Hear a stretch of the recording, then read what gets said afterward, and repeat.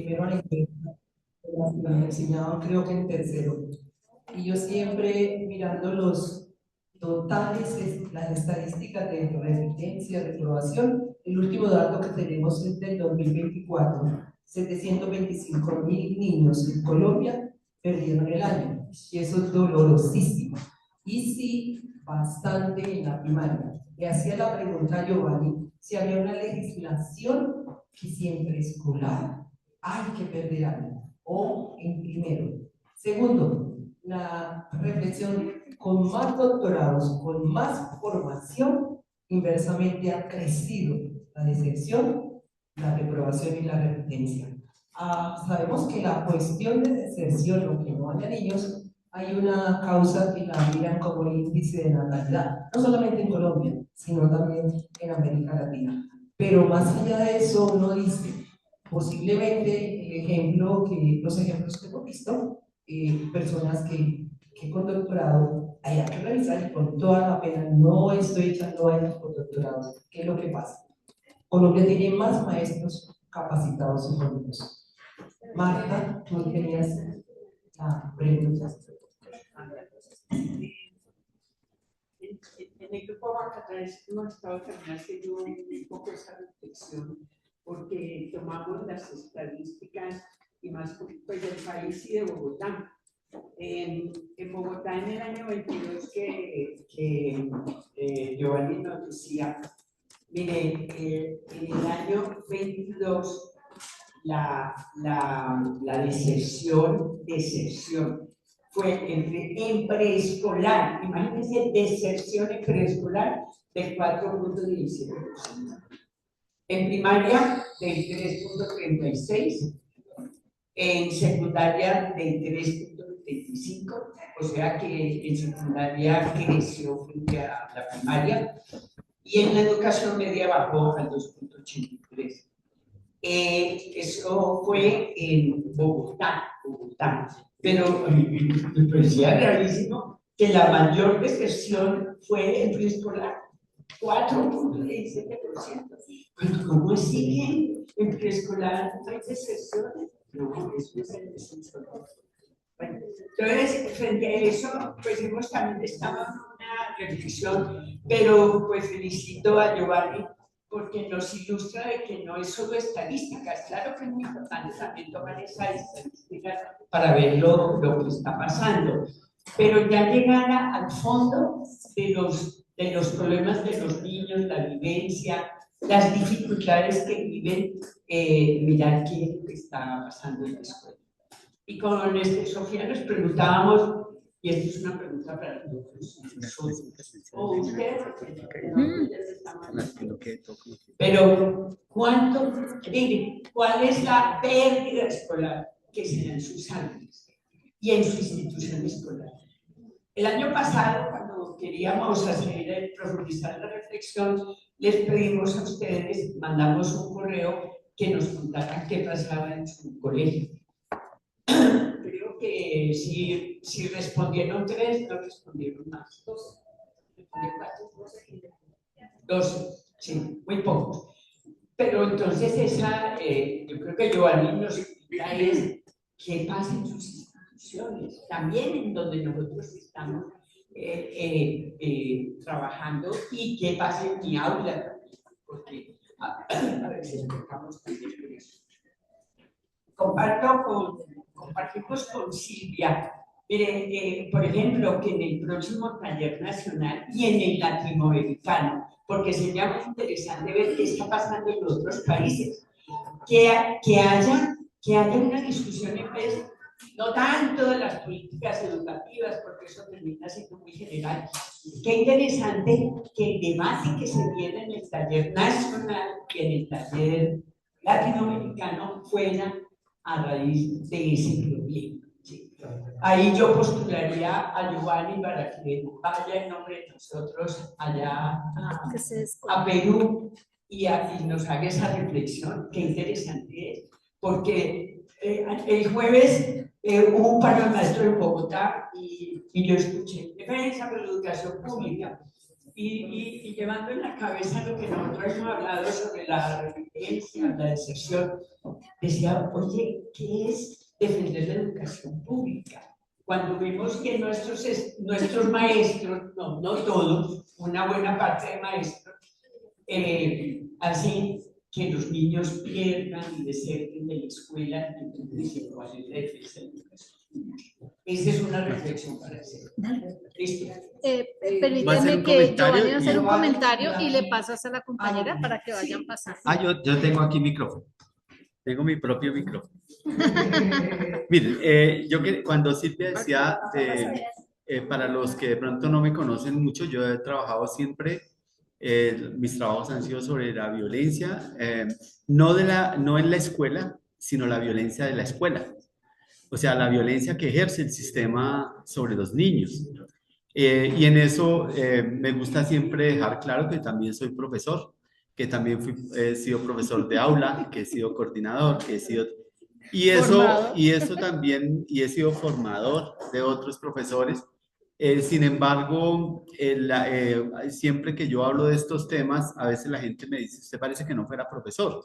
Y yo le digo, porque soy profesor, es que lo tengo que hacer. Y a veces a nosotros no nos gusta mirarnos al espejo como profesores porque tenemos como una creencia de que todo lo hacemos perfecto. Y un poco desde ese enfoque religioso del profesor como un apóstol de la educación que nos hicieron creer, pero somos seres humanos. Y yo siempre he investigado mucho sobre el tema de lo que hay detrás de la idea romántica de la escuela, que siempre tenemos, del profesor, y eso no lo dejo de perder porque también uno encuentra cosas muy valiosas en los trabajos. Aquí Blanca, la red, ha acompañado grupos de profesores en Fusagasugá que vienen haciendo unas cosas muy interesantes, pero que obviamente la crítica hoy no es sobre el maestro, es sobre el sistema escolar, que yo lo dije al comienzo, y es que tenemos un sistema. La escuela no está sola, el profesor no está solo allá. El profesor, en esa perspectiva de la sociología que me ha inspirado mucho a mí en los trabajos que he hecho, es entender que no es un profesor solo, sino que hay una cantidad de elementos fuera que están involucradas su trayectoria, su experiencia, su situación particular, su mirada de la educación, su compromiso, su distancia con la escuela, lo que nosotros tenemos que interrogar acá.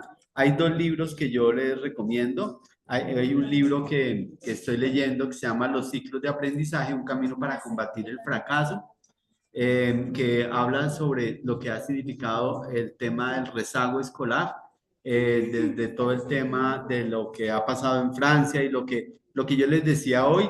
Y esta semana, Empresarios por la Educación lanzó un libro hace 8 días que se llama Decisiones que cambian la educación, de la preocupación a la acción, y hay un tema importante sobre la evaluación.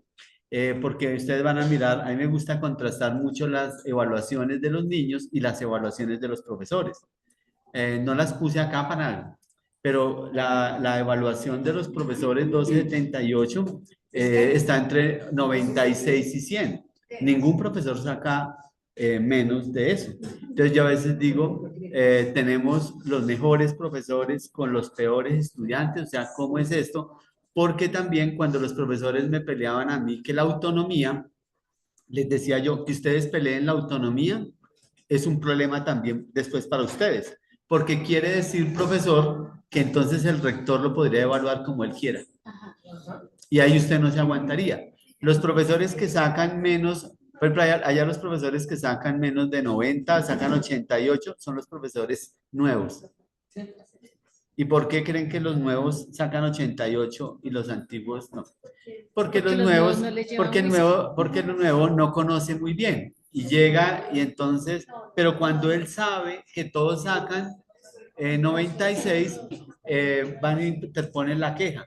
Entonces dice, no, es que me dicen, Giovanni, es que yo no sabía y yo me aguanté lo que el rector me quiso poner, pero cuando yo voy todos, inclusive los que menos hacen y sacan 96, pues yo vengo a reclamar porque yo hago más que él. Entonces, la evaluación es un tema que sigue siendo difícil. Yo creo que Silvia y el grupo de evaluación, mire, yo siempre le he tenido miedo a hablar de la evaluación. Aquí en la red, los 20 y muchos años que llevo, nunca he participado en la mesa de evaluación. De hecho, la mesa de evaluación es la que menos gente tiene, porque es un tema muy difícil, pero si nosotros no lo abordamos, la evaluación tiene que ver con todo. En el colegio es de la evaluación institucional, la evaluación docente, la evaluación de los niños, y eso es que nos obliga a nosotros a que hablemos del tema de la evaluación, no, digamos, desde las diversas posturas, y sí quiero dejar acá que la escuela también genera, la escuela, desde todos los que han abordado el estudio de la escuela, desde el enfoque sociológico, desde Bourdieu, bueno, todos los sociólogos que han mirado, la escuela contribuye a reproducir esas desigualdades y eso lo podemos ver y ahí hacen falta más estudios que muestren eso, no solo la escuela desde esa idea romántica de lo que hacemos, que también existe, que también es válido, que también hay maestros que les toca duro luchar en sus colegios, pero hay que mostrar la otra parte, a ver si eso también nos sirviera para reflexionar sobre el sistema educativo. A veces los profesores no es que no quieran trabajar en equipos, en esto, es que tampoco hay espacios. Es que también a veces las políticas se manejan. Yo siempre he pertenecido a sindicatos. Pertenezco toda mi vida al sindicato. Cuando estuve en el ministerio, hicimos con Marta una manifestación a la ministra, le hicimos un meeting y siempre me movió, pero yo creo en una manera de ser sindicalista de otra manera. O sea, yo creo que si nosotros no defendemos la educación, ¿quién? Y los que somos de universidades públicas, de colegios públicos, sentimos un mayor, yo no sé, yo siento un gran compromiso porque si no fuera por la Universidad Distrital, yo no estaría aquí hoy. ¿Listo? Muchas gracias. Les propongo que vayamos pasando el micrófono así.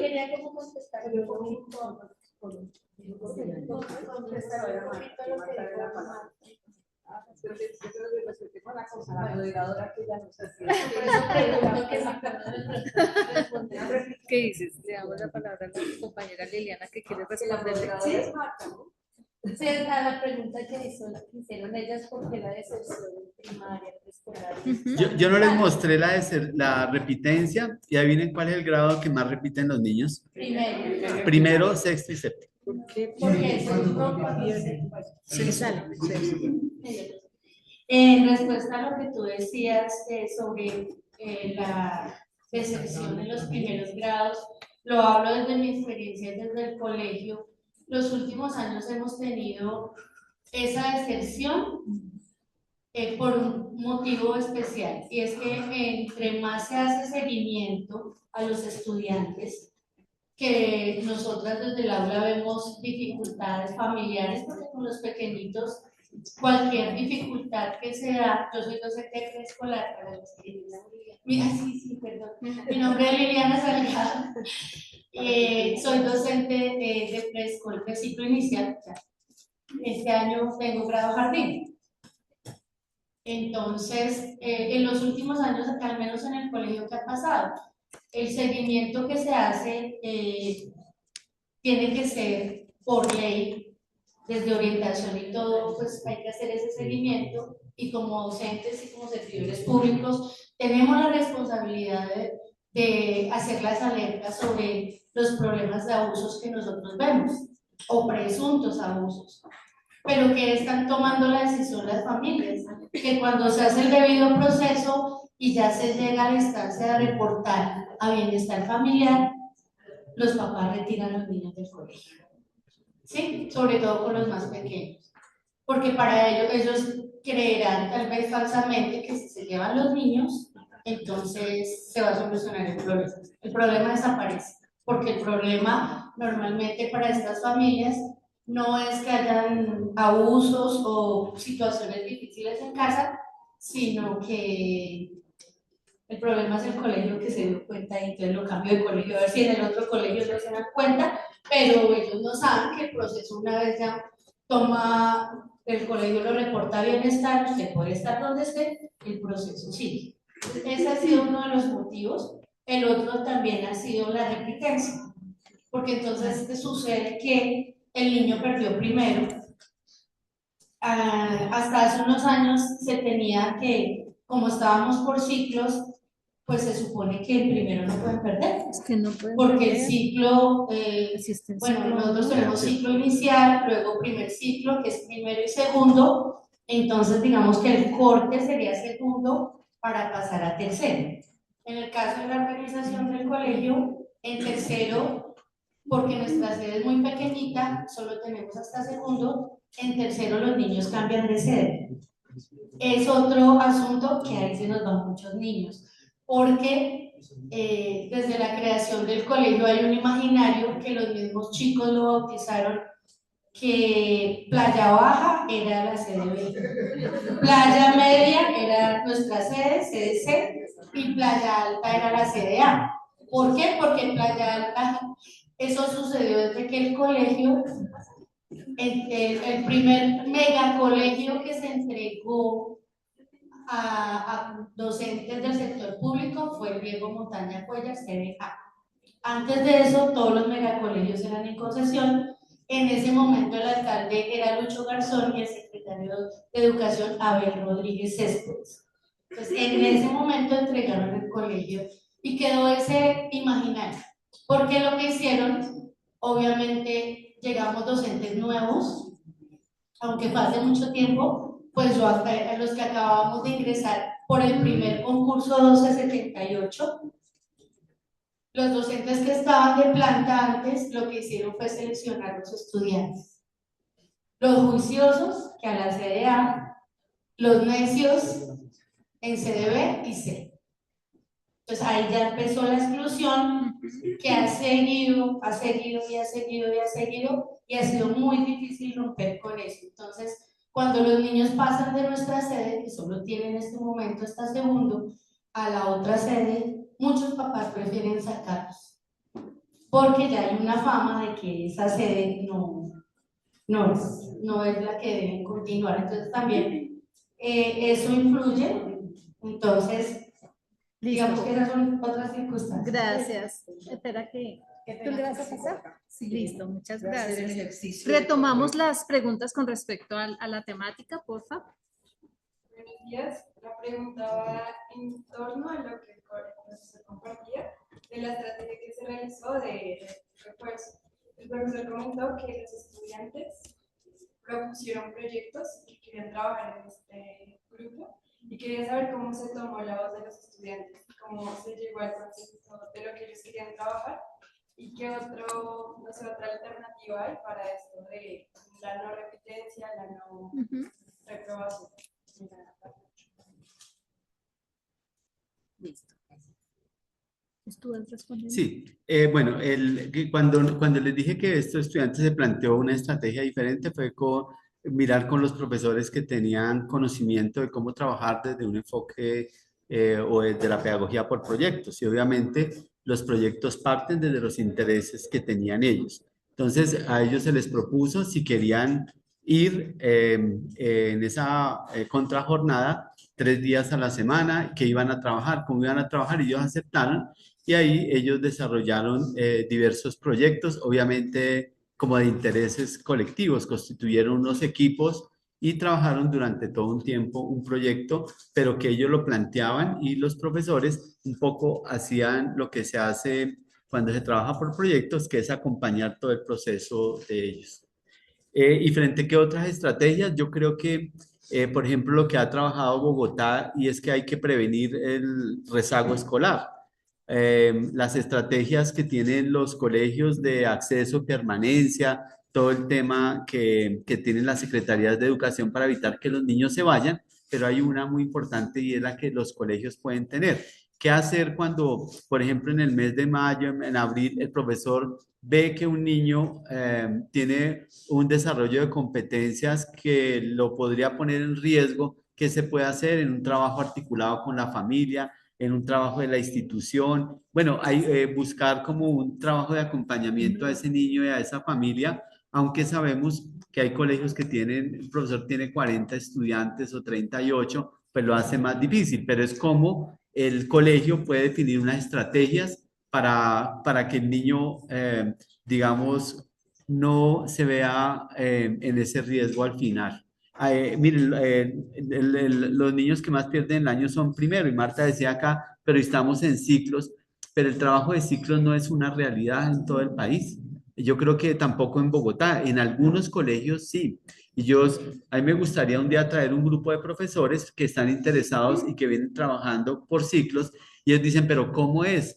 ¿Por qué también eso tiene una barrera desde el sistema? Porque el profesor dice, pero yo soy de matemáticas, ¿cómo voy a, no sé qué, para mí las matemáticas, ta. Entonces, sería chévere ese intercambio de profesores, de mirar experiencias. Anoche nos ha servido mucho mirar experiencias de Bogotá, por ejemplo, para buscar alternativas, qué ofertas tenemos. Hace 4 años encontramos una cantidad de niños que perdían el año, que no volvían, pero eran niños que tenían cáncer, y tenemos un programa hoy que la semana pasada Fusagasugá ya el consejo lo aprobó con un acuerdo municipal para que el profesor vaya a la casa de esos niños, pero fue un proyecto que empezamos y que lo socialicé un día aquí, y en el acuerdo municipal, que ustedes lo pueden consultar, en el acuerdo municipal dice que el enfoque es la pedagogía por proyectos, y trabajamos con proyectos y el profesor va a la casa. Ya hoy, este año, tenemos profesores de planta que van a la casa a los niños que están enfermos. Entonces es cómo buscar ofertas educativas, ofertas para uno y otro. Nosotros tenemos en Fusagasugá un colegio que tiene un grupo de extraedad, pero el colegio queda al otro extremo. Entonces, mandar un niño al otro extremo de la ciudad, cuando lo ideal no es segregarlo, sino mirar cómo todos los colegios previenen la extraedad. No es crear que todos los colegios tengan un grupo, sino cómo prevenirla para que el niño no llegue allá.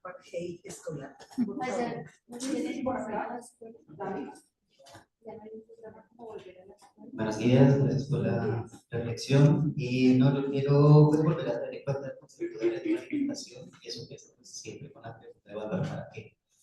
Entonces, pues no sé cómo el sistema, lo que dice, se cuantifica, pero entonces lo que se hace es el estudiante sirve o no sirve, sirve para las matemáticas, sirve para el español, sirve para cualquier materia o no sirve, pero eso, ¿qué? Eso lo que termina es eso, llevar las segregaciones y todo eso, entonces, nada más para qué. Entonces, siento que el concepto de retroalimentación se es fundamental ahí, que pues listo, ya identifiqué que el estudiante pues falla en esto, pero entonces tome su nota ya se le queda la evaluación.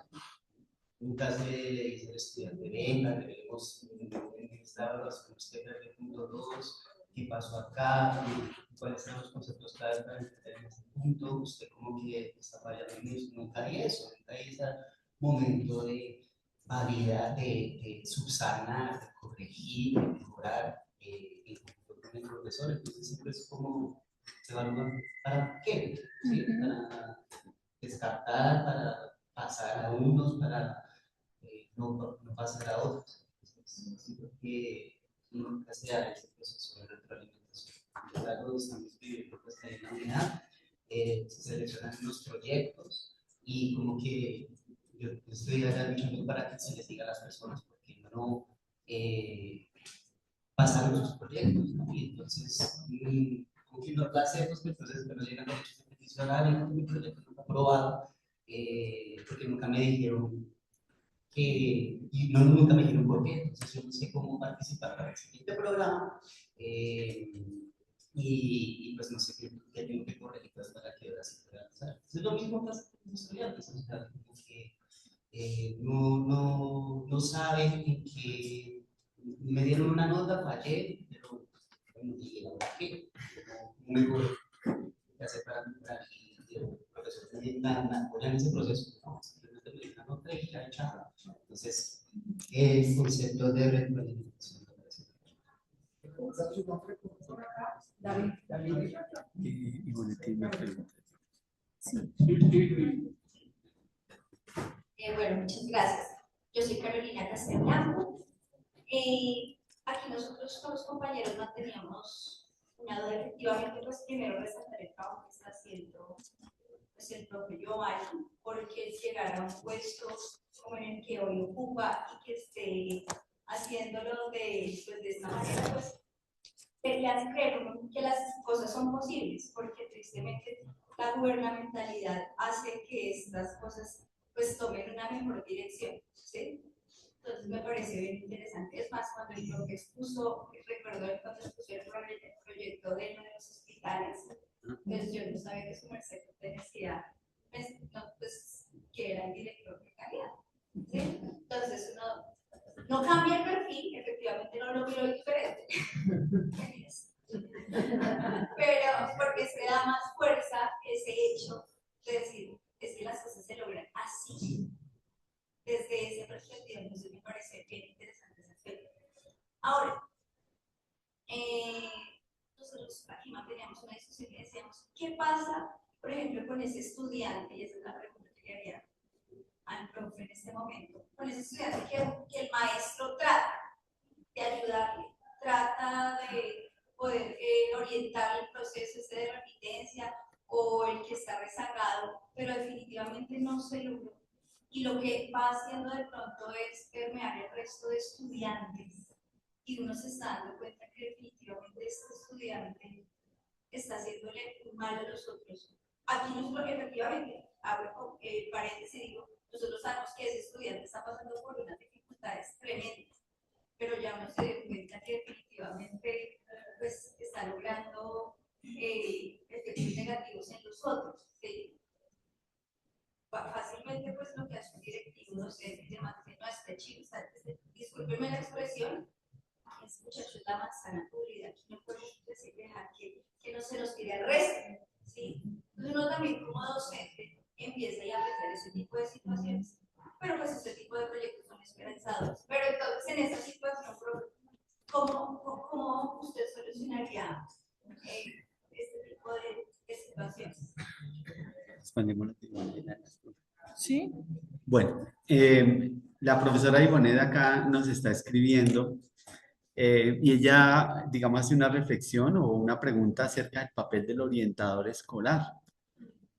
Y el papel del orientador es muy importante en todos estos procesos. Esta semana una rectora me mandaba una respuesta que le hizo un sindicato o una solicitud que le hace un sindicato porque la rectora instaló su consejo académico y vinculó en ese consejo a la orientadora y a la profesional de apoyo del colegio, que es la que trabaja todo el tema de inclusión.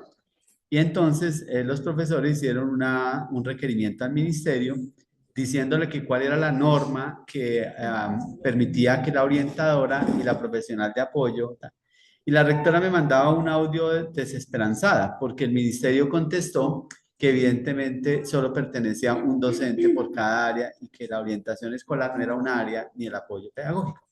Entonces ella decía, ¿para qué el ministerio habla de educación integral si es necesario que en los consejos académicos esté el orientador? Porque digamos, el profesor no conoce la historia de cada niño, el orientador tampoco, pero el orientador tiene más información y puede saber qué es lo que pasa en la historia de ese niño y puede ayudar a que el profesor comprenda lo que está pasando. Yo creo que muchos profesores actuamos así a veces porque no conocemos la historia del niño, porque la vida no nos da para eso. O sea, un profesor que sale de octavo A octavo B, de octavo B a 11, de 11 a sexto, pues no le da esa maniobra de conocer. Sin embargo, el orientador tiene una información. El profesor, por eso las reuniones de profesores son tan importantes, o que los consejos o que las comités de evaluación realmente discutan sobre los niños. Si yo les mostrara las actas de muchos comités de evaluación, están en blanco. Apenas dice tantos niños pasaron, tantos niños perdieron, tantos niños, y firma un profesor o dos, pero no hay el debate de que, bueno, ¿qué hacemos como escuela frente a eso? Entonces, pero el papel del orientador es muy importante y debería acompañar todo el proceso de los estudiantes en todos los espacios sí, hay colegios que tienen, no tenemos los colegios más grandes que tienen como 2.500 estudiantes y hay un solo orientador, pero a pesar de que haya uno solo, esa voz del orientador ayuda a comprender muchas situaciones. El tema de un profesional de apoyo que esté en el consejo ayuda a comprender la situación del niño, de la discapacidad, de la situación ahí. Y frente a la pregunta de la compañera que dice, ¿qué hacemos con ese estudiante que no quiere nada?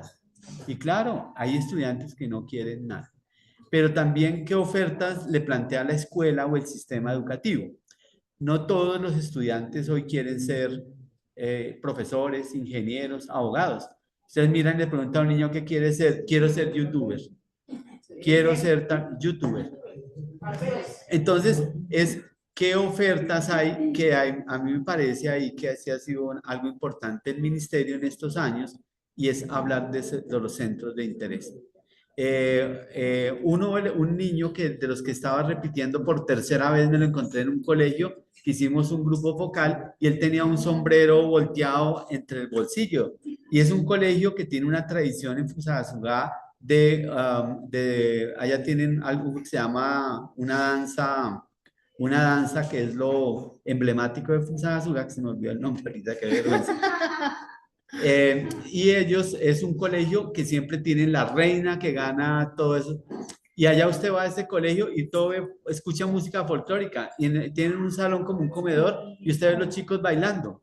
Y ese estudiante con el sombrero ahí entró porque necesitamos esos estudiantes para hacer el conversatorio y él con su sombrero en la mano. Y le digo, ¿y tú por qué vas mal? Dice, por bailar. Dice, es que para mí la pasión es esa. Entonces dijo, pero ya decidí, no, yo voy a botar este sombrero y me voy a poner a estudiar. Dije, pero ya estamos en octubre. Entonces, a veces, como la escuela da plantea, nosotros no tenemos, Bogotá tiene muchas ofertas para los estudiantes, me parece, pero a veces en los municipios y en las secretarías no hay ninguna oferta.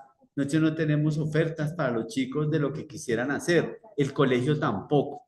Entonces yo siempre digo, no todos nacimos para lo mismo y lo chévere es tener ofertas. El mes pasado que vine a esta reunión, le pedí el favor a un muchacho, un estudiante que había terminado, que es vecino mío allá, que me acompañara acá porque no puedo andar solo y vino y me acompañó. Y claro, yo lo dejé mientras estuvimos toda la reunión acá y se recorrió toda la universidad. Y al final, de para allá me dijo, yo ya sé qué quiero hacer, yo quiero estudiar en esa universidad. Entonces, a veces no es que no quieran, es que a veces no ven las oportunidades. Y yo le decía, es difícil, le dije, no es difícil. Le dije, no es difícil, es fácil, si usted lo quiere. Entonces, pero en los municipios digamos en Fusagasugá, y eso que es un municipio de 160.000 habitantes, tenemos la Universidad de Cundinamarca, tenemos la ESAP, tenemos la UNAD, pero los muchachos no tienen oportunidades porque los cupos son muy pocos. Entonces, el SENA, allá no tenemos SENA, pero no tiene oportunidades. Los muchachos, nosotros graduamos 1.200 estudiantes cada año y todos salen con doble título, el título de bachiller, el título del SENA. Pero si ellos van a entrar al SENA, el SENA no les tiene en cuenta eso, sino que tienen que volver a empezar otra vez. Entonces, es qué ofertas tenemos. O sea, no todos tenemos obligatoriamente que llegar a 11 y graduarnos, pero qué ofertas hay para los chicos que no quieren hacer la educación media. Y no hay. La escuela hay matemáticas, sociales, pero no hay otra cosa distinta. Ahora con el tema de la promoción de los centros de interés, que se han vinculado más profesores en arte, en música, y los chicos están entendiendo que hay otras maneras. Allá nos tenemos colegios técnicos que enseñan ebanistería, que enseñan esto, y los chicos ya no quieren modistería, ya no quieren, ellos quieren otras cosas. Y la escuela no puede seguir igual. Gracias. Profe Blanca, y ya damos la palabra. Ya. Bueno, primero que todo, pues una gran felicitación a Giovanni, porque pues yo creo que todos aquí tenemos un gran orgullo de tener a un compañero nuestro de esa calidad como director de calidad allá en esa Secretaría de Educación que ya vemos que tiene bastante trabajo. Subirámonos al ministerio. Entonces, Ministerio de Educación. De allá salí espantado. Ya estuve en el ministerio bastantes años. Bueno, yo quiero destacar la posibilidad de hacer cambios en un medio tan hostil como el que ha estado viviendo él y desafortunadamente con compañeros del sindicato, cuando uno esperaría que justamente el sindicato sea pues una punta de lanza en la calidad de la educación, etcétera, pero aquí pues vemos que, así como en todo, ¿no? Que la corrupción se ha infiltrado en las campañas, en fin, en todo lo que hemos estado viviendo todas estas decenas de años en el país. Entonces, desafortunadamente, pues ahí vemos que hay una conciencia que hay que trabajar, ese tipo de conciencia de estos compañeros de los sindicatos que están defendiendo lo indefendible, pues bueno, muy valiente Giovanni de tener ese coraje para enfrentar esa hostilidad, pero lo que yo veo tan importante es la capacidad de argumentación que él tiene, que además está sostenida por toda su fundamentación teórica y metodológica que él ha venido construyendo a lo largo de su vida. Y muchos de esos argumentos, esa capacidad argumentativa, ha logrado transformar y poner un poco de su lado al propio secretario de Educación. Y frente a esos, pues contra esos frentes tremendos de defensa, de mala defensa, digamos así, de los compañeros, desafortunadamente, lamentablemente. Entonces, yo aquí veo que la pedagogía por proyectos se ve muy claramente que no es como algunos están proponiendo para, por ejemplo, para la rejilla de evaluación de las ponencias. Ay, es que eso ahí solamente se encasilla en pedagogía por proyectos y no dejan entrar ponencias de secuencias didácticas. No, es que primero la pedagogía por proyectos, como lo vemos acá, no se reduce al proyecto de aula. Es toda una fundamentación, es un enfoque pedagógico supremamente potente, en lo que aquí lo vemos funcionando perfectamente, y no estamos viendo que Giovanni está dando clases de lectura y escritura, o de oralidad, de habla y escucha. Pero ahí la interacción verbal ha sido fundamental en lo que está construyendo Giovanni. ¿Sí? Es el respeto por la escucha, por leer la historia de vida de los chicos, incluso con otros lenguajes, ¿sí? Que vemos en el chico bastonero, es un lenguaje perfecto. Cómo la pedagogía por proyectos va mucho más allá de una pequeña configuración didáctica como una secuencia. ¿Sí? Claro que son bienvenidas las ponencias con secuencias didácticas, pero como las clasifica en algún momento Fabi como secuencias didácticas innovadoras, porque nos han llegado ponencias con secuencias muy bien armadas que son prácticamente pues como una reproducción de lo que aquel famoso genovés suizo Joachim Dolz es el mapa de las secuencias didácticas, pero no son secuencias didácticas inscritas en nuestra pedagogía de proyectos, porque son las que él hace como gran sabio, que es un buen científico, él arma su secuencia didáctica y allá les doy el modelo, ustedes ven cómo lo reproducen, pero sin tener en cuenta a los niños ni nada. Entonces es otro tipo de... Ahí, por ejemplo, entra el enfoque de la pedagogía por proyectos para valorar realmente lo que pueden socializar los maestros como sus experiencias pedagógicas. Y aquí vemos un perfecto ejemplo de proyecto pedagógico trabajado a una enorme escala, como es el análisis de la deserción en la zona de Giovanni. Y entonces vemos cómo la capacidad, la expansión de la pedagogía por proyectos es mucho más que una configuración didáctica de proyecto de aula o taller. Hay un escrito de María Elvira Rodríguez donde propone los talleres pedagógicos. O sea, es que un taller, que uno propone un taller para una jornada, también es válida para la pedagogía de proyectos, depende de cómo se esté fundamentando, ¿sí? Con un enfoque sociocultural del lenguaje, etcétera, y no necesariamente con hablar, escuchar y escribir, ¿sí? Porque ahí vemos que viene pues un horizonte muchísimo mayor. Entonces,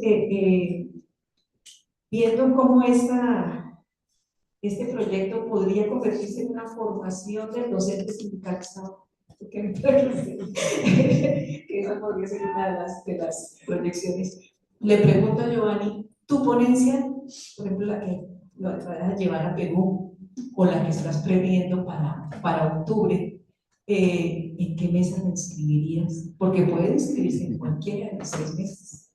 Bueno, hay una específica de literatura, pero con literatura y lectura, en fin, ahí dejo yo mi pregunta. La charla inicial del taller que siempre puede ser una, puede ser, claro, para iniciar la reflexión con esa charla inicial del ay, perdón, acá.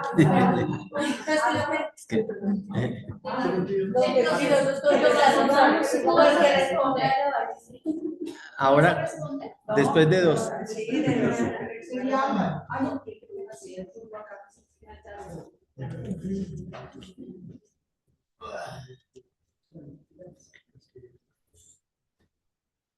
Buenos días, mi nombre es Ana Cecilia Torres, pertenezco al grupo Macatá. Hoy muy contenta de escuchar a Giovanni por todas sus enseñanzas y reflexiones. Y una de las preguntas que me surge a mí, voy a hacer paréntesis, fui orientadora escolar. Entonces, quiero complementarle algo a la profesora Ana y son comentarios, no son preguntas. La pregunta que me surgió en el día de hoy es, entonces, ¿cómo son las lecturas de la realidad de nuestras aulas? Yo como maestro, ¿cómo hago la lectura de la realidad de mi aula? ¿Realmente la hago? Estoy interesada por el currículo, por los temas, por todo, pero ¿con quién voy a trabajar? ¿Quiénes son mis estudiantes? Y la principal pregunta que yo me hago es ¿quién soy yo? Porque Giovanni nos decía, es que no conocemos a nuestros estudiantes y realmente no los conocemos.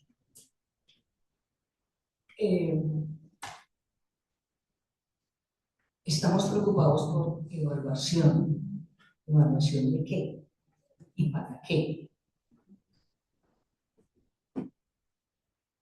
Pero antes, desde mi punto de vista, habiendo trabajado con esas experiencias de un segundo de primaria, de un quinto de primaria, perdón, que a mayo los niños estaban perdiendo años y fueron remitidos a orientación escolar 35. Y en 17 clases, en 17 intervenciones, los niños salieron adelante. Eran los mismos niños, los mismos padres, solo que se cambia la estrategia pedagógica. Y una estrategia pedagógica de cada sábado. Entonces, tampoco era, por decir algo, se tenía la varita mágica. Pero ¿qué fue esa lectura de la realidad? Eran los niños que se pegaban, que eran necios, que, como decía la profesora, son los niños díscolos. Pero cuando empecé como maestra a mirar qué estamos entendiendo por aprendizaje, por enseñanza, por aprendizaje, ¿qué hacían los niños? Copien, díctenme, pero es que la profesora no me dicta. Entonces, la pregunta que yo me hice fue, ¿cómo desaprender? Primero por mí, y ayudar a desaprender todas esas costumbres, porque algunos niños confundían las vocales en quinto y primaria, porque es que este dedo se llamaba A, este E, este I. Entonces empecé yo a leer la realidad de los niños. ¿Qué es? Entonces la copia, el dictado, y realmente entonces, ¿qué es el aprendizaje? Y precisamente se toca un tema de la evaluación. ¿Evaluar qué? A ver, cómo está el niño, y el niño es el primer protagonista de su autoevaluación, para que él tome conciencia de cómo debe responsabilizarse de empezar a avanzar. Y de esa manera no es dar cuenta para, sino él mismo empezar a superar sus dificultades.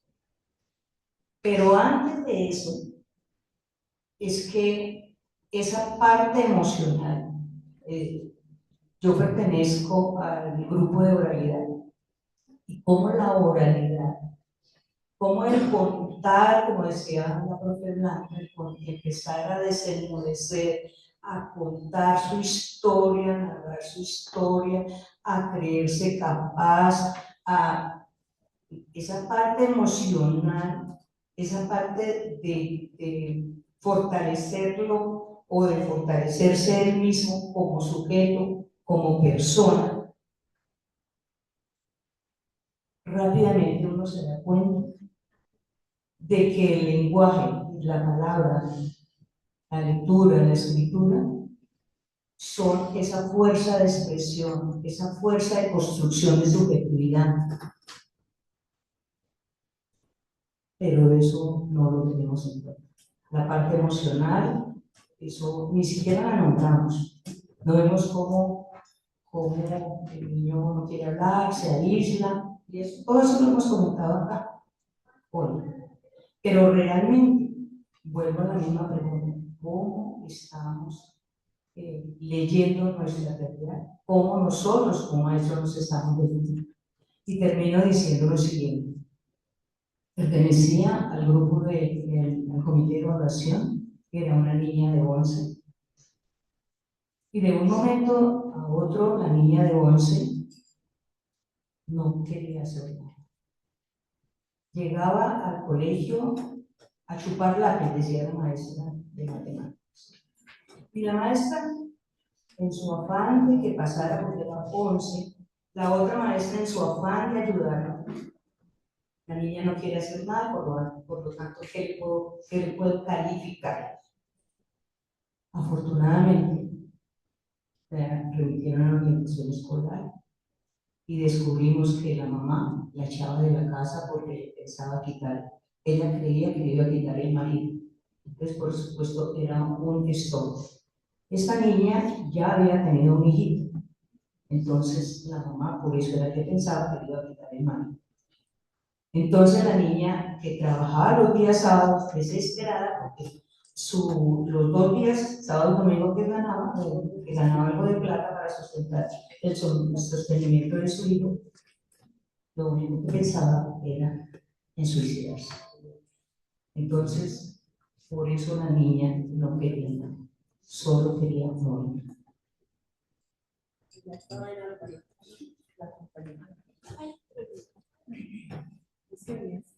Bueno, muchas gracias.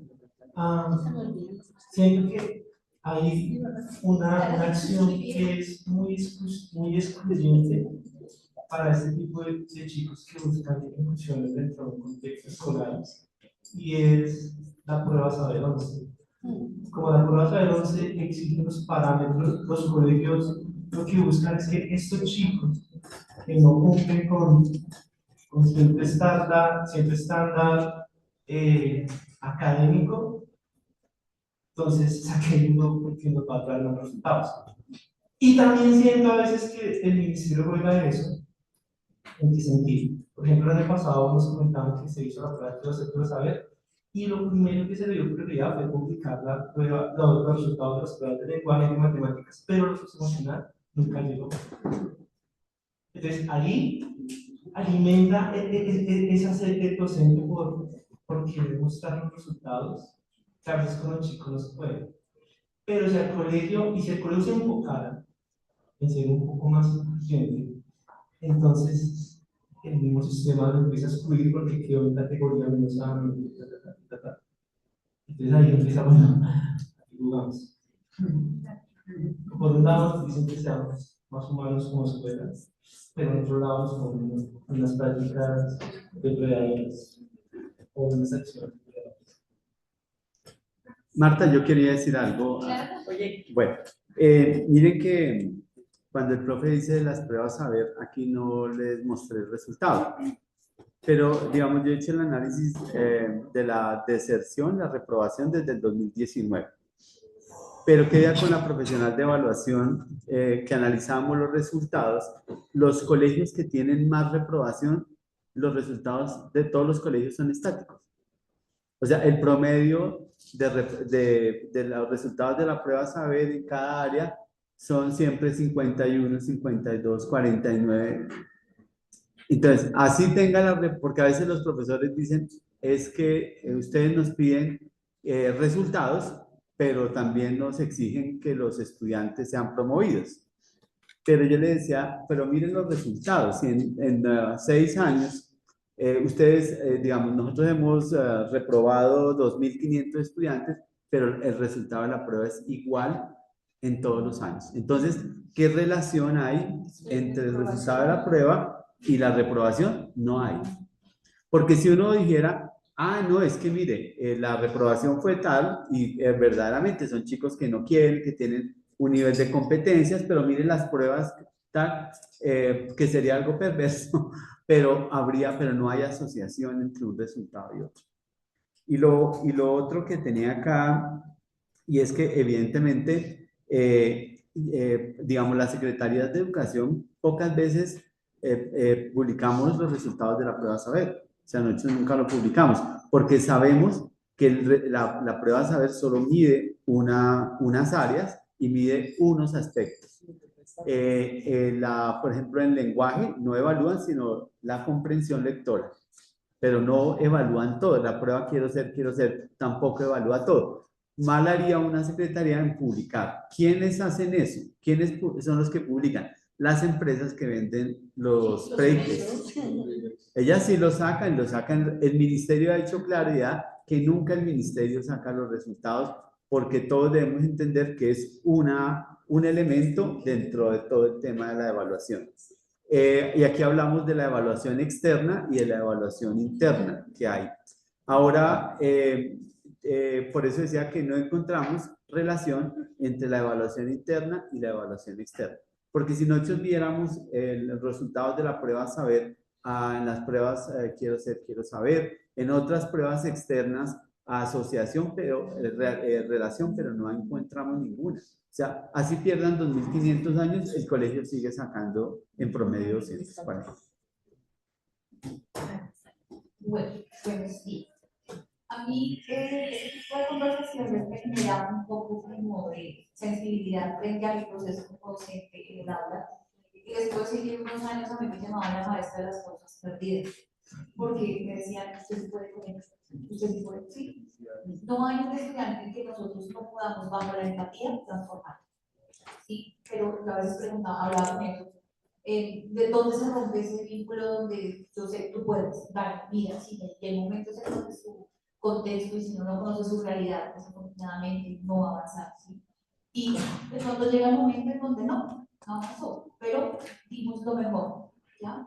En el momento en que eso no pasa, y ahí va la pregunta, ya llegamos al otro puesto, como docente, ¿quién cuida al cuidador? ¿No? Porque a veces el chico es extremadamente indisciplinado, ¿sí? Y eso es por la realidad en la que vive, convive, y todo el tiempo eso no va a cambiar así el docente quiera, pero su realidad, su vivencia dentro del aula es lo que lo salva a veces. ¿Sí? A mí me ha pasado muchas veces con los chicos que llegan.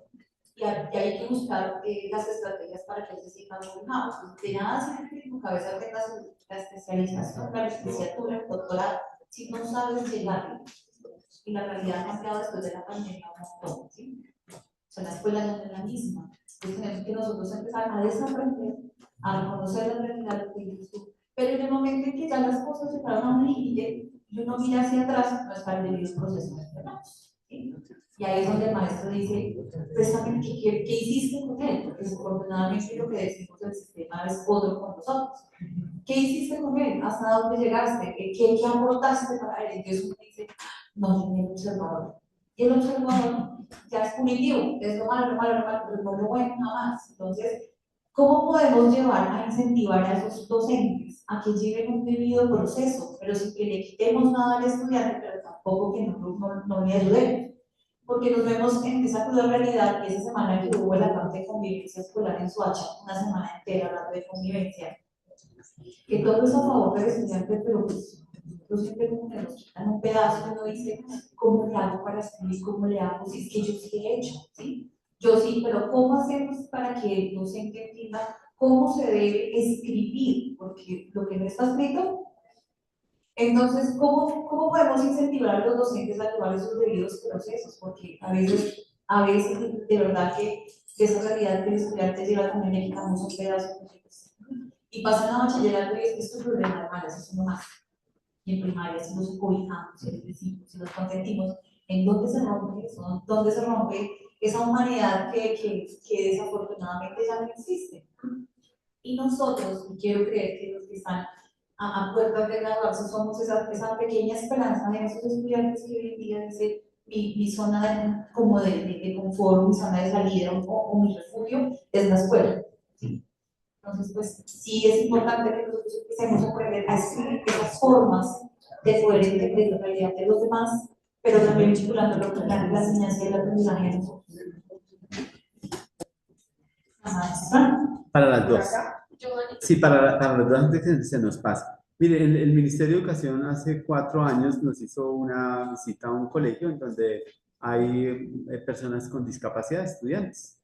El colegio los había tomado la decisión de segregarlos todos en una jornada y entonces el ministerio encuentra 50, 60 estudiantes que llevan en el sistema 30 y 45 años ya de edad en el sistema educativo. Entonces, ¿y por qué estos estudiantes no han salido? Porque no saben leer y escribir. ¿Cuándo van a aprender? ¿Cuántos años les faltan para que aprendan a leer y escribir? Muy posiblemente nunca van a llegar porque tienen una discapacidad, o sea, existe una discapacidad. Pero, ¿qué competencias deberíamos enseñar a una persona, a un joven con una discapacidad? O sea, no todos nacieron para ser escritores o para ser ingenieros. Y eso es un problema, porque esos estudiantes que se quedan ahí toda la vida, inclusive muchos papás tienen su hijo de 20 años haciendo primero y no, es que necesito que se quede porque él sigue siendo un niño, pero es un adulto ya. Entonces, yo le decía al rector, es que los estudiantes deben pasar y deben tener una salida del sistema, no podemos dejarlos perennemente ahí. Y él me decía, pero qué justo, qué tan justo es entregarle un diploma de bachiller igual que otro que se esforzó. Y yo le decía, ¿y es que acaso él no se esforzó? O sea, ¿y en qué le afecta a uno que una persona tenga un título de bachiller cuando el título de bachiller no es que sea, es más simbólico que hoy tener un título de bachiller? ¿Y por qué no le damos un título de bachiller a una persona que bien tiene una discapacidad, que debemos enseñarles competencias para la vida? Una persona tiene que aprender a interactuar con los demás, y el rector llegó y sacó un poco, ¿verdad? Como el ministerio molesta mucho, lo sacó del colegio.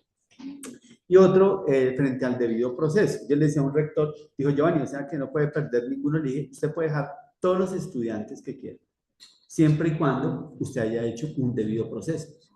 ¿Cuál es el debido proceso? En el marco del decreto 1290, o lo que se espera es que los estudiantes conozcan cómo van a ser evaluados, que el estudiante tenga las oportunidades necesarias, que se haya hecho una conversación con los padres, que se hayan hecho unos ajustes, si el chico lo requiere, un plan individual de ajustes razonables. Tiene que darse una cantidad de estrategias, pero eso de que el profesor diga, es que ya lo hice todo. Ahorita cuando revisamos el proceso, los profesores me decían, Giovanni, realmente yo no he hecho nada. Yo sí le digo al papá, yo le he dicho al papá, yo le he mandado a decir, a veces me lo encuentro, le digo, su hijo va mal, pero yo nunca he hecho eso, yo nunca he hecho un plan. Y resulta que si un estudiante no sabe leer, como el caso de Nicolás, ¿qué estrategia voy a implementar yo? ¿Qué acuerdos hago con los padres? ¿Qué red de apoyo tiene ese niño? ¿Qué cosas del colegio yo lo puedo involucrar? ¿Cómo puedo yo tutorearlo? ¿Cómo puedo establecer un plan de mejoramiento? De establecer metas, de establecer estrategias, y todo eso cómo lo documento. Y ahí sí lo que dice la profe es verdad, nosotros no documentamos nada. Por eso cuando el colegio toma la decisión de expulsar a un estudiante o de reprobar, lo que el colegio tiene que tener es un debido proceso. Cuando yo fui coordinador de académico y de convivencia en Colsubsidio, yo le decía a la rectora, ese niño que van a reprobar no tiene ningún debido proceso. Entonces le dije, como la acaba la cárcel es usted, yo le estoy advirtiendo.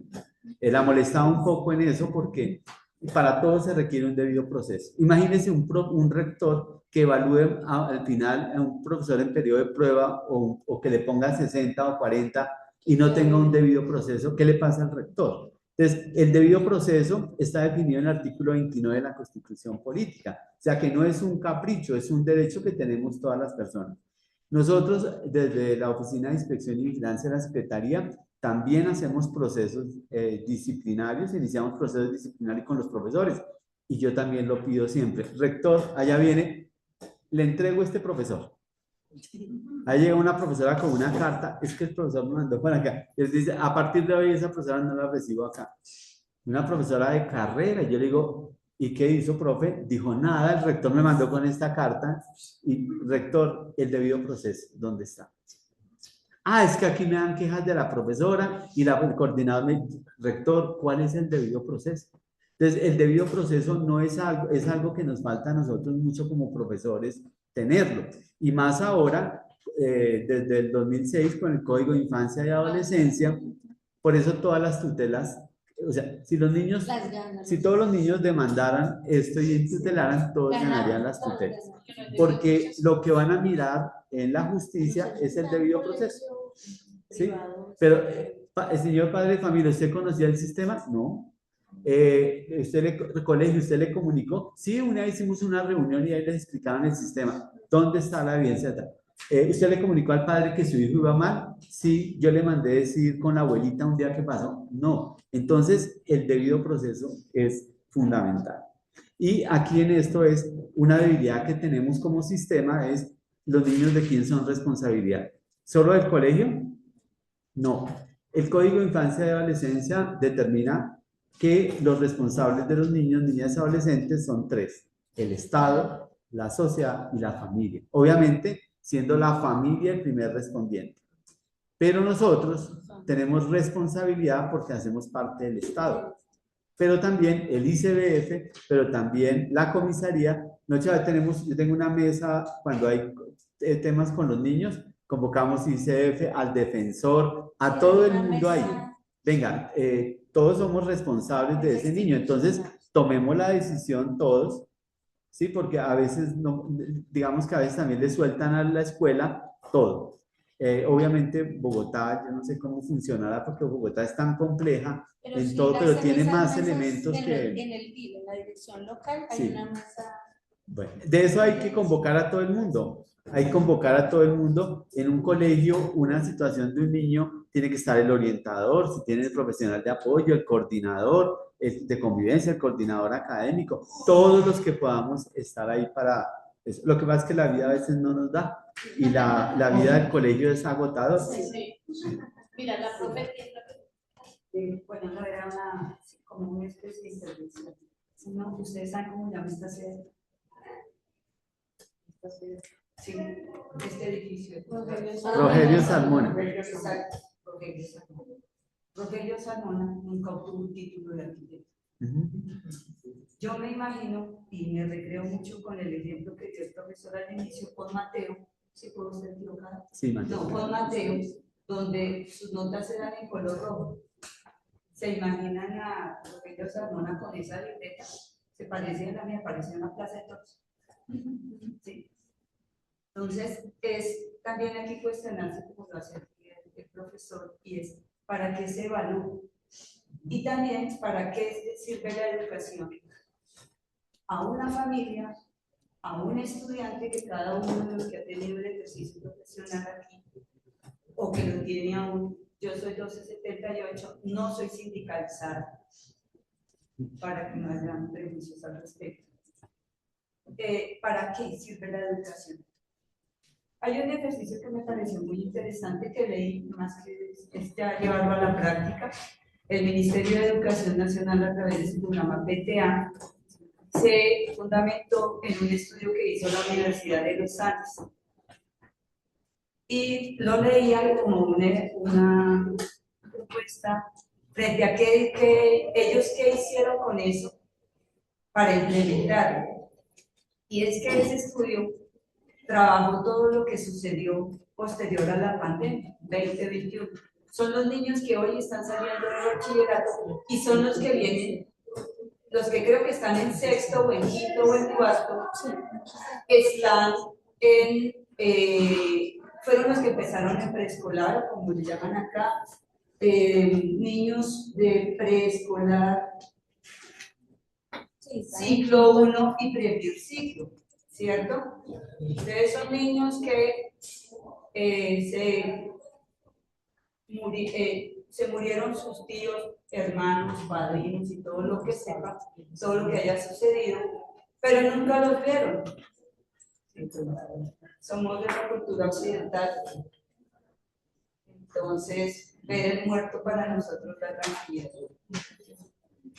Y esos estudiantes, lo que hizo PTA fue a coger lo que hizo la Universidad de los Andes y a trabajar las emocionalidades.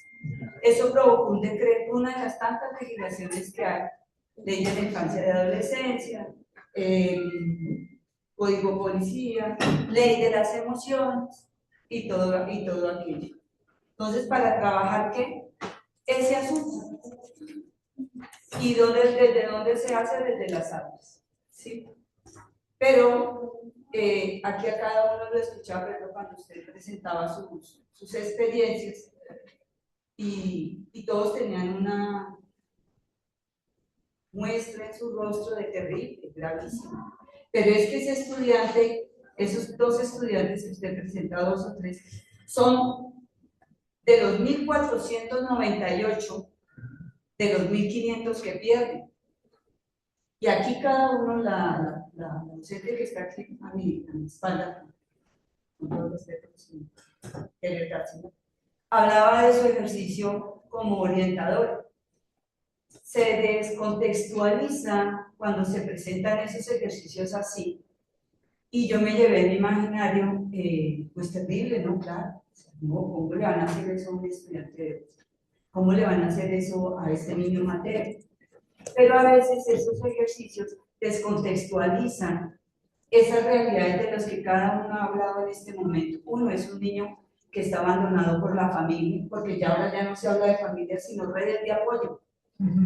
Y ya no hablamos de estudiantes que pierden el año y tenemos todos los referentes que hay, si le llamamos rezagos. Ya le hablamos de rezagos. Yo me acuerdo cuando hubo un debate de los desechables.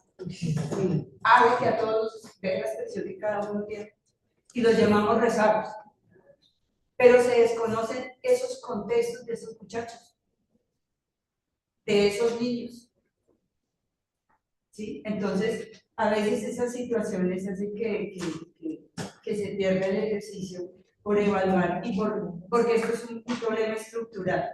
Yo no me imagino a Salmona cómo aquí creo que lo recibieron en la Nacional, fue profesor, creo que si no estoy mal, universitario, pero nunca tuvo un título. Y a él le exigen pasar las pruebas a ver, no creo. La universidad hizo un examen súper complicadísimo, no creo. Porque ahora es eso, y eso nos mide a nivel del mundo, o sea, son referentes que debe también cambiarse la estructura de ver para qué o qué estamos haciendo con la educación. Creo que ustedes lo repitieron, educarlo para la vida. Puede que sea un niño con discapacidad, cualquiera sea la que tenga, pero el asunto es que él sea funcional, que se defienda por sí solo en la vida.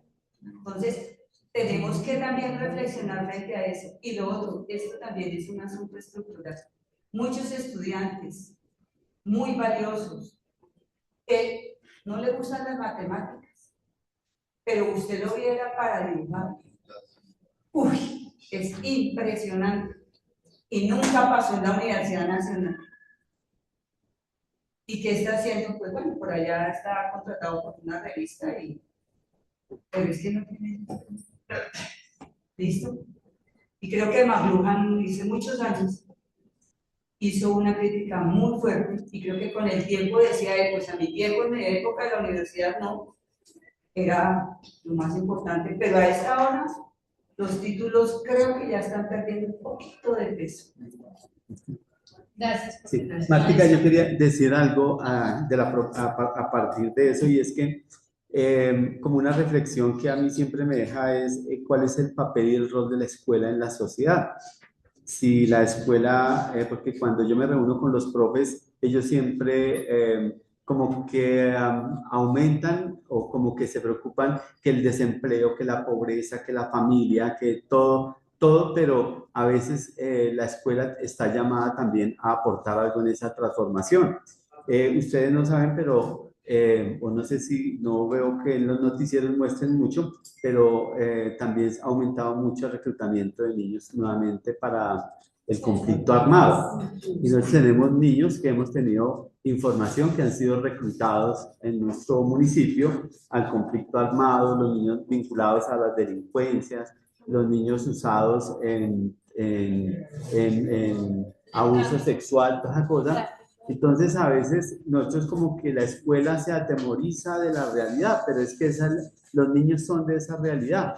No podría uno juzgar esa realidad, sino mirar qué hace la escuela en su rol. Los profesores cuando están desesperados, digo, tranquilo, profe, que lo único que tenemos que hacer nosotros es formar. ¿Sí? Ese es nuestro papel. Formar, formar, educar, formar, educar.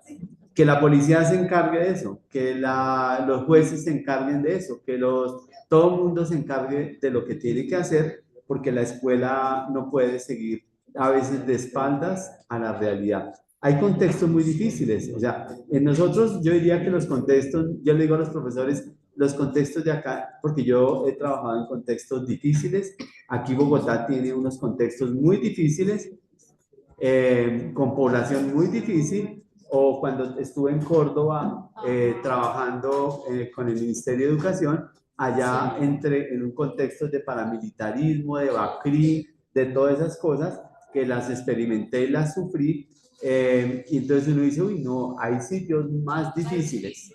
O sea, siempre hay lugares más difíciles que otros, ¿sí? Los profesores que están en el medio del conflicto armado, en las escuelas en el Cauca, bueno, hasta en Cundinamarca.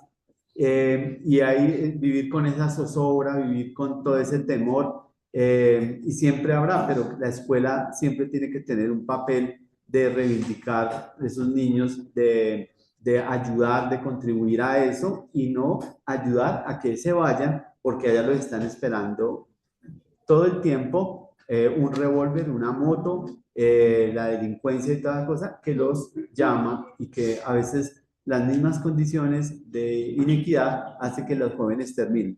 Ese joven que presuntamente asesinó al candidato a la presidencia aquí en Bogotá, cuando la gente lo juzga y que tal cosa y que dónde está y que qué le pasó y que nadie a veces uno encuentra discursos como que lo deberían juzgar como a un adulto, o es que es un delincuente, otros que dicen no, es un adolescente, entonces entonces los adolescentes pueden matar y no sé qué, entonces todavía somos una sociedad que pedimos el ojo por ojo, pero no miramos en la historia muy seguramente de ese joven que hay en esa, que lo lleva a eso, porque nadie va a matar, yo creo que porque sí, porque no tenía nada que hacer y fue y le disparó.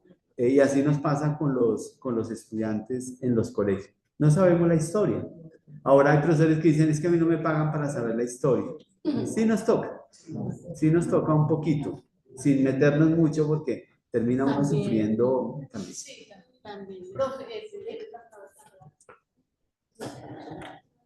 ¿usted le está entregando el Bueno, buenos días.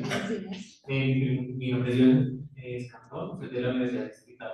Y mi pregunta viene en torno al término en sociología de poblaciones flotantes. Sí, poblaciones flotantes. parafraseando más o menos como son estos sujetos, estos individuos que están, para la redundancia, sujetos a una movilización constante que evita su asentamiento en grupos específicos. Existe o se está tomando en cuenta a estas poblaciones, porque he escuchado de ustedes en intervenciones, se están tomando en cuenta a estas poblaciones no solo como sujetos de su contexto interno, o sea, su familia, tomando en cuenta esto, la soledad infantil, niños que tercero y cuarto que llegan solos al colegio, se van solos al colegio y están solos hasta las 9 de la noche y repiten ese ciclo durante todos los demás años.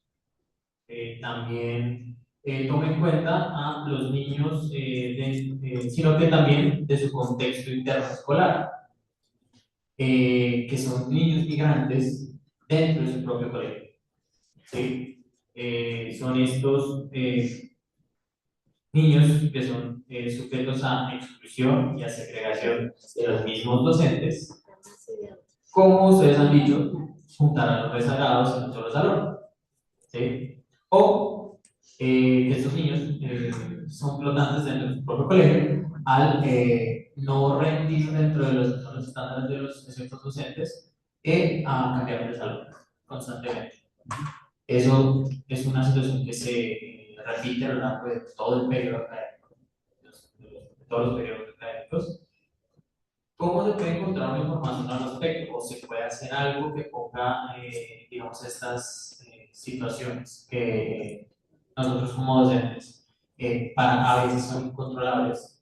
Dentro de esta población flotante están los niños que son hijos de personas que trabajan con satélites. Bajo cierta contratación de un periodo de tiempo específico, termina esa contratación, ellos se van de la zona a donde se trabaja. ¿Cómo se puede utilizar la pedagogía por proyectos? ¿Cuál es la metodología correcta para que podamos abordar a niños que tienen estas necesidades? Porque todos estos niños tienen unas necesidades que al final y al cabo, cuando no son tomadas en cuenta, crean sujetos fragmentados que son ajenos y carentes de su propia identidad. Eso espero.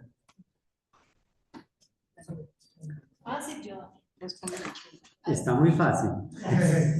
Bueno, bien, yo creo que la experiencia, yo cumplo ahorita 33 años de estar en esta avatares de la educación y cada vez me doy cuenta que el sistema como lo tenemos no sirve. ¿En qué sentido? Los aprendizajes que se generan en la escuela son unos aprendizajes que siguen siendo memorísticos. Vayan a cualquier colegio, uno ve al niño haciendo planas. ¿Y qué significativo tiene hacer una plana? ¿Cierto? Yo entro todavía a las aulas y encuentro a los chicos pasando los ejercicios del álgebra Baldor al cuadro. Y yo digo, pero eso era de mi época. Y entonces yo creo que a veces también nos quedamos en repetir lo mismo mientras que hemos cambiado la audiencia. O sea, la audiencia no son los mismos niños. Y hoy mantener un niño de primero, cuando yo estaba en primero yo me quedaba quieto porque la profesora me regañaba, pero hoy en día un niño no puede biológicamente quedarse quieto. Entonces, el tema de las tecnologías, el tema de los intereses. Mire que cuando les leía lo de Mateo, yo fui a hablarles de un tema sobre el maltrato y sobre cómo ellos se relacionaban por una situación. Cuando yo empecé a hablar, todos los niños se conectaron, pero así conectados, como si yo les estuviera hablando de algo, porque ellos tenían algo que decir. Otra experiencia fue cuando aplicamos la prueba Quiero Ser, Quiero Saber. La prueba son 20 preguntas de lenguaje, 20 de matemáticas y 78 socioemocional. Pero lo socioemocional son temas que ellos cuando yo estuve en la aplicación del pilotaje, yo dije, pero ¿por qué el ministerio tan absurdo? ¿Cómo les va a poner 78 preguntas en comparación a 20 de lenguaje y 20 de matemáticas? Pero cuando la aplicaron, los niños donde más les encantó fue responder lo socioemocional, porque tenía que ver con ellos. Entonces, por ejemplo, había una pregunta que decía que si las mujeres debían quedarse en la casa cocinando. Y usted viera el debate, los niños cada uno en su computador y le decía al otro, yo no estoy de acuerdo. Y, el otro, y empezaron eso así porque eran temas que les interesaban.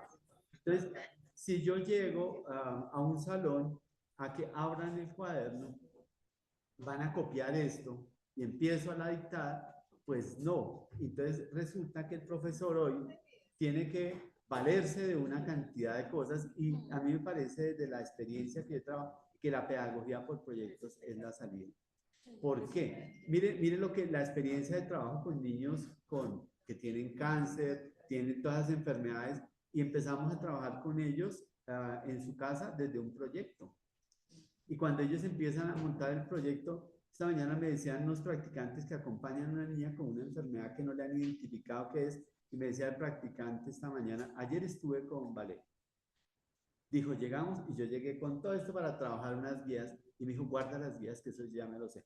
Hablemos, yo quiero hablar de esto, quiero hablar de lo que está pasando, quiero que hablemos de eso, quiero contarte eso. A veces los chicos quieren hablar.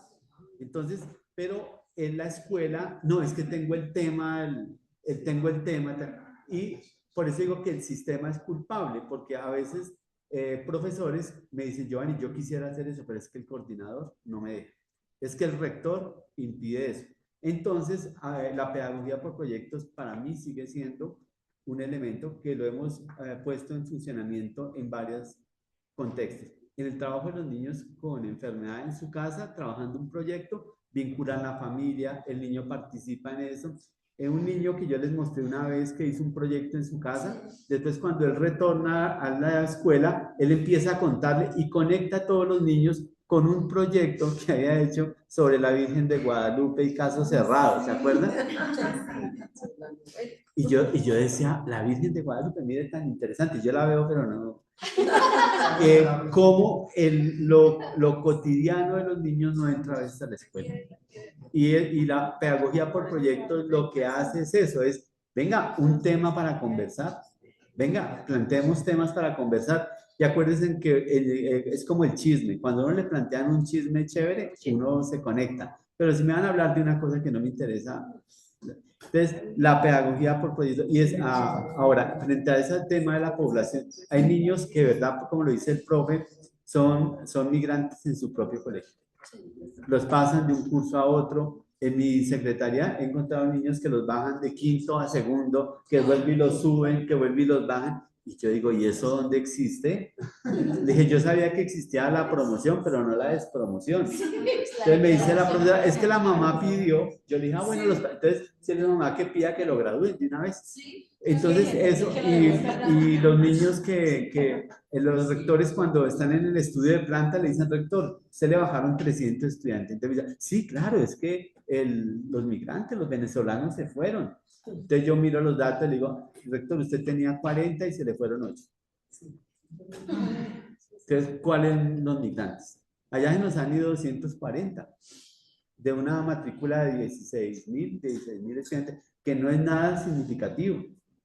Entonces, a veces, no, es que los papás se van para... No, entonces le dicen los rectores, no, es que los papás cambian de trabajo. Es la población flotante que... Y yo miro y le digo, y como nosotros podemos mirar a través de las herramientas, por ejemplo, el CIMAT, que es el sistema de matrícula, le permite a usted saber toda la trayectoria del niño donde esté. Le dije, mire, ¿usted cuántos se le fueron? 50. Mire, estos están en el otro colegio al lado suyo. O sea, no se fueron del municipio, están ahí. Entonces, a veces nos sirve... O sea, yo lo que pienso es que si nosotros fuéramos como más analíticos de los datos, y empezar a mirar un poco qué es lo que está pasando con eso, qué decisiones administrativas tomamos dentro del colegio, porque, por ejemplo, eso que el niño pase de un curso a otro y los rectores inventaron una cosa para expulsarlo, ya no dicen expulsión, adivinen cómo lo llaman. Cambio de ambiente pedagógico. Entonces, el cambio de ambiente pedagógico le dicen busque el colegio. Entonces, no han cambiado las cosas, sino las palabras. Nos toca la última pregunta porque faltan. Buenos días y hacia tardes. Mi nombre es José García. Bueno, en comparación con nuestros compañeros de la Universidad Distrital, de pronto tengo una práctica más de experiencia. Mucha tela que cortar y mucho hilo para tejer, ¿no? No puedo hablar sino desde mi experiencia, ¿no?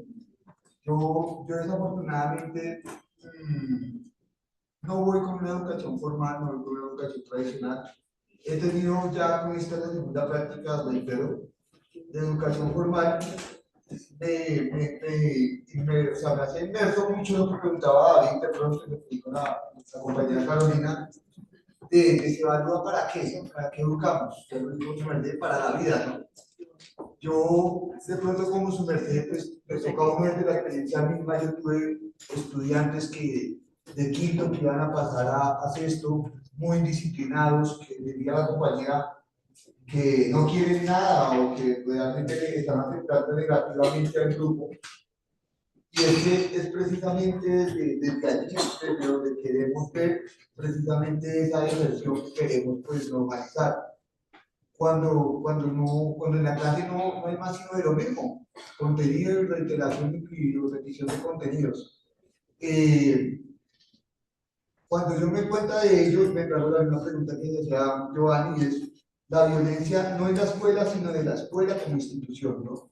¿Cómo nos obligan a que de pronto el chico que no quiere hacer algo en clase y demás, es porque no quiere aprender y no porque tenga algunos otros problemas en casa o en su entorno social, en su cuestión socioeconómica?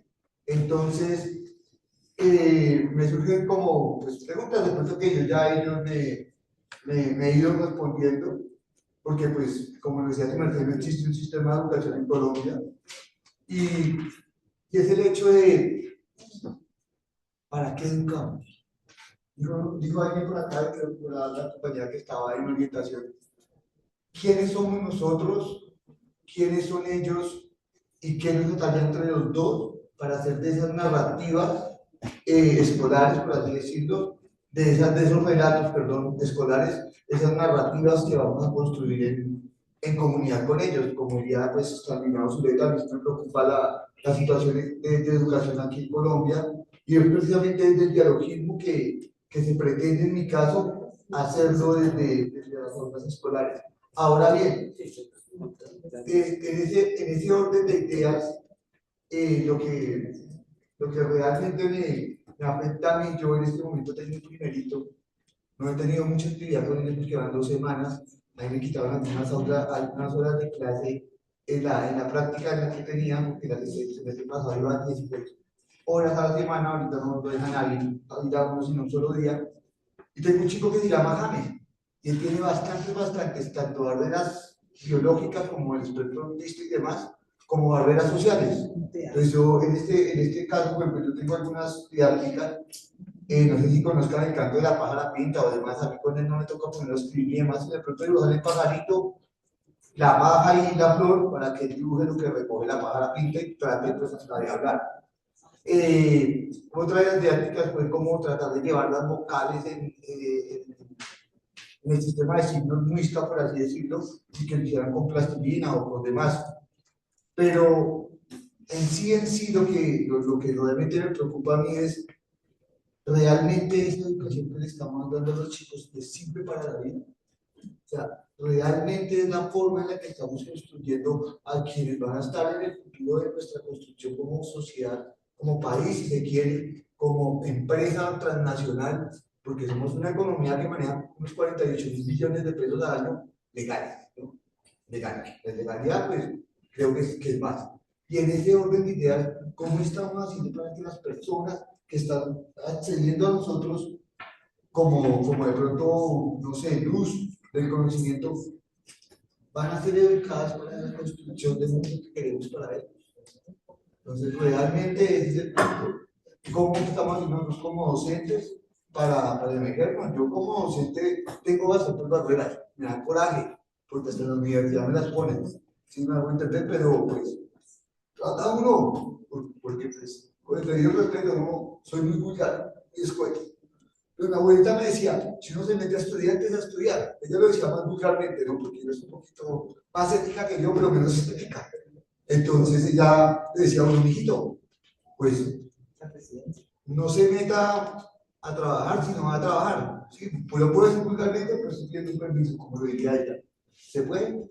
Abro comillas, cito a mi abuela Lidia Jiménez, y decía, mijito, solo en cuestión de responsabilidades, pues no se meta de trabajar sexual, sino a, pues, ya decía ella, no se meta a hacer las cosas, sino a hacerlas. Y en este orden de ideas yo sí veo que la deserción escolar primero emerge desde los padres que no tenemos educación. Bueno, no soy padre, espero algún día hacerlo. Que no tenemos la educación para forjar a nuestros niños, que van a ir a las instituciones escolares, después de la institución familiar, a resolverse como ciudadanos de bien, diríamos. Entonces, ¿qué somos nosotros para evitar esa deserción escolar? Y no solo de la escuela, de la vida misma, porque hay gente que no quiere hacer nada, porque no es porque no quiere hacer nada, es porque no encontramos la forma de que quieran hacer algo.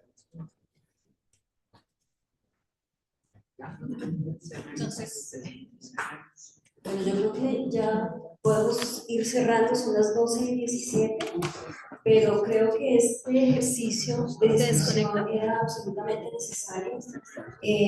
Creo que cada quien tiene mucho que decir, muchas experiencias que han vivido como docentes y también como estudiantes quienes no somos docentes de ahora.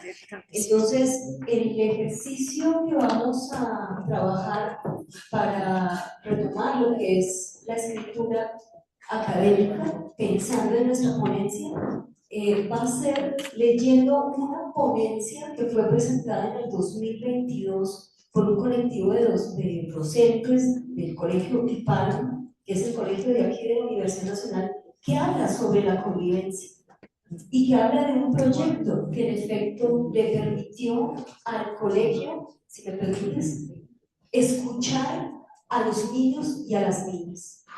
Y vuelvo y reitero, eso es un ejercicio que nos hace mucha falta desarrollar, la escucha atenta. ¿Para qué es la evaluación?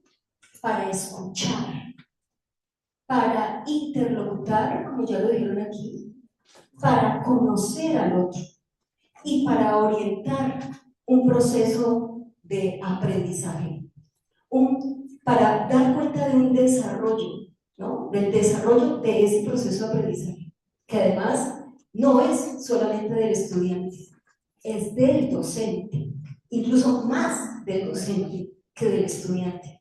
Entonces, el ejercicio que vamos a hacer de revisión de esa ponencia es pensando en todo lo que hemos planteado hoy, no queda como un tema, digamos, que esté de espaldas al ejercicio de la lectura y la escritura. Lo que hicimos hoy fue un ejercicio de lectura crítica. Y en ese ejercicio de lectura crítica, cada quien trajo su propia argumentación. Y en esa argumentación hay una cantidad de textos que subyacen a esa argumentación. Y son textos no solamente epistemológicos, son los textos de la vida real. Entonces, una de las conclusiones a las que podemos llegar es que la escuela ha retrocedido. El desarrollo que se había tenido con el movimiento pedagógico en el que la profesora, como nuestra querida Marta, hizo parte, ese movimiento hay que restablecerlo, porque no existe en este momento. Entonces, yo me alegro muchísimo de tener la presencia de estos docentes jóvenes que tienen una experiencia mínima o máxima, no lo sé, o que están en proceso de formación. Es con ellos con quienes debemos realmente en este momento dialogar, ¿no? A partir de todos los que ya han pasado por la escuela y que ya son egresadas y que tienen su pensión y que pueden aquí contribuir precisamente a la discusión, ¿no? A partir de lo que hicieron, pero para darle un horizonte de esperanza al país con respecto a lo que está sucediendo. Nos hemos devuelto. ¿Y por qué nos hemos devuelto? Porque los docentes en su proceso de formación inicial no conocen la legislación, no conocen los procesos internos de la escuela, y ahí es donde uno se pregunta, entonces, ¿en qué realmente trabajan en sus prácticas? Hacen unas prácticas previas antes de recibir su grado. ¿Qué hacen en esas prácticas? ¿Sobre qué hablan? ¿Sobre qué analizan? ¿Sobre qué leen? ¿Sobre qué escriben? Y cuando llegan a la escuela real, digamos, donde en efecto van a terminar ejerciendo su profesión, no conocen todos esos, digamos, como todas estas directrices de las que estamos hablando aquí. Y vuelvo e insisto, el problema está en la formación inicial. Ahí es donde está el problema. Y la universidad está de espaldas a la escuela, de la cual se está hablando en la política que nosotros tenemos en este país, y las convoco y los convoco a que la conozcan. Vuelvan a leer la legislación. Leamos la ley 115 en el marco de lo que es la Constitución de 1990. Leamos los lineamientos curriculares. Cuando yo fui la semana pasada a hablar con los docentes sobre lectura crítica, muchos docentes que llevaban más de 25 años en el colegio no tenían ni idea de que esos documentos existen. No conocen la legislación, no conocen la realidad de la escuela antigua y actual, que desafortunadamente, como Giovanni nos ha querido mostrar, estamos de nuevo regresando a esa escuela tradicional antigua, ¿no? En donde se desconoce todo lo que este país logró desde la Constitución de 1990. Entonces hay que rescatarlo, hay que rescatar en efecto todos esos avances para ver si nos volvemos a ubicar en un proceso de transformación real. Entonces, creo que ha sido maravilloso este ejercicio de hoy. ¿Evaluar para qué? Evaluar para comprender, evaluar para saber cómo estamos, evaluar para saber qué sabemos, evaluar para saber quiénes somos. Esa es, digamos, una respuesta que puedo dar yo por ahora, que he estado trabajando en procesos de evaluación censal incluso, que ya fueron olvidados al parecer, que se adelantaron aquí en Bogotá, en donde por primera vez en 1998 se hizo un ejercicio de evaluación interdisciplinaria, de tener un solo instrumento para evaluar matemáticas, ciencias y lengua castellana, por ejemplo. Entonces, la idea es que empecemos a reconocer qué se ha hecho. El problema es que no tenemos memoria. Y en estos procesos de formación inicial no se ayuda a reconstruir la memoria.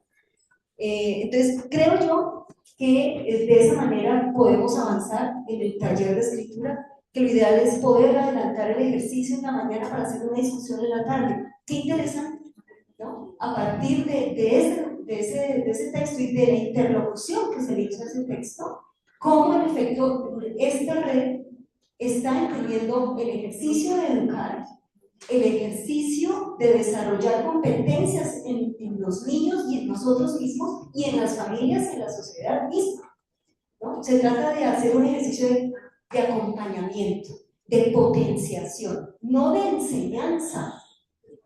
Y ahí es donde tenemos también un ejercicio de discusión.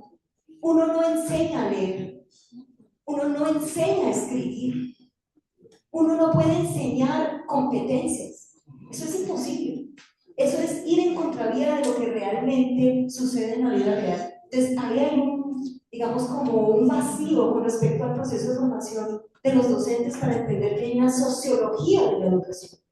La educación es profundamente dialogal, discursiva, y es profundamente filosófica, y eso se queda por fuera, ¿no?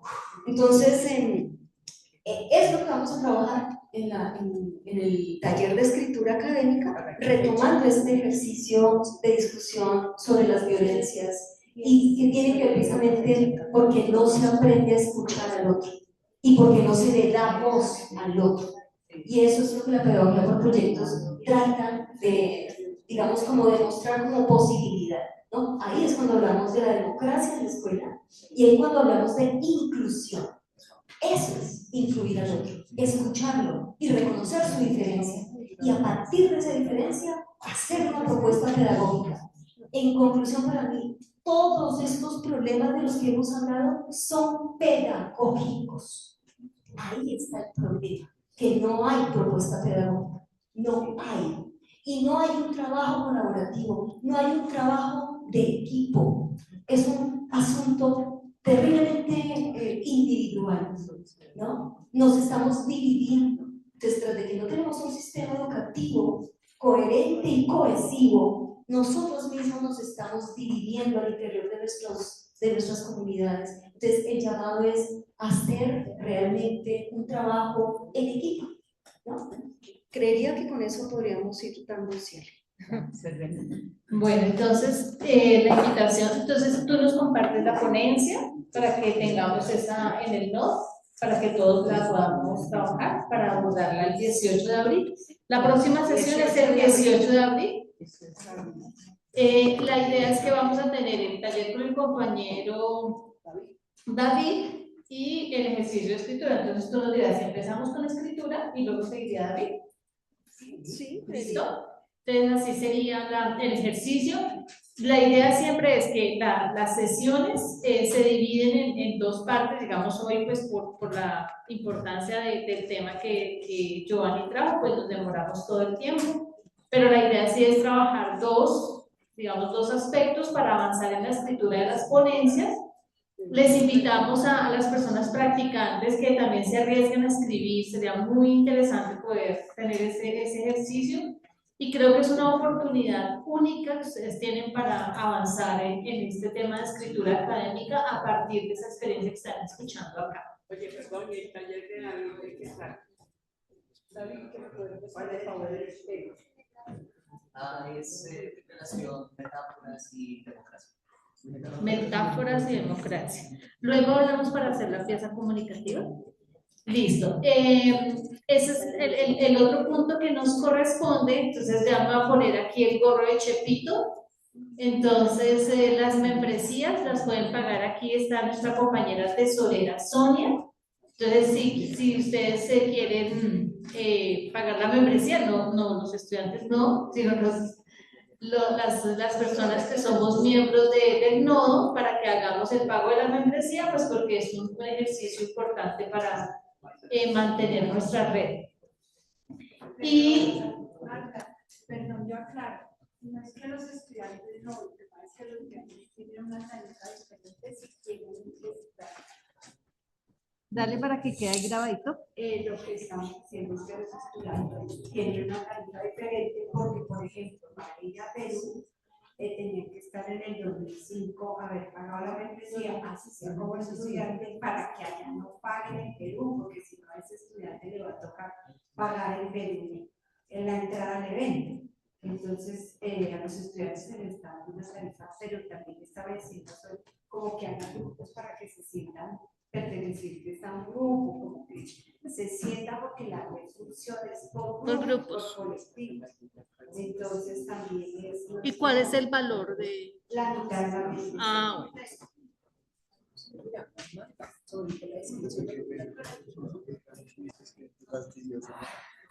Mira, es importante tener claro, a través del formulario de inscripción al latinoamericano, hay muchas personas que y no el formulario se todo y por el correo. Entonces, para que se suscriban las personas organizadoras en Perú, necesitan ese dato. Recordéis para las personas. Ya pues conocemos todos los criterios para los que llevan ponencias. Listo, pues muchísimas gracias. Entonces esperamos en la próxima sesión de 18 de abril contar con su participación puntual para que podamos extendernos pues en los temas a tratar. Bueno, que tengan una bonita tarde. Gracias.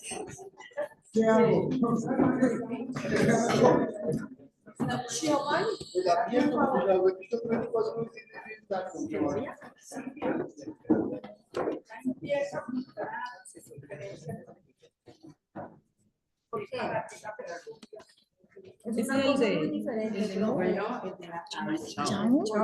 te vaya bien. Chao, Gio, muchas gracias. Blanca me dijo que este es el de Blanca, ¿cierto? El de Blanca no, de la red. ¿Qué más?